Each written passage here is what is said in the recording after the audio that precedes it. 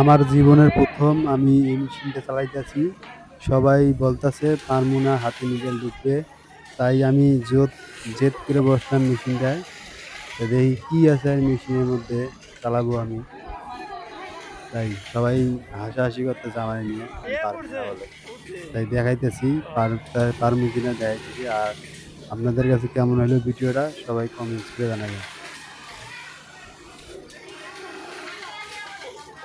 ওঠা নাই ওঠা নাই।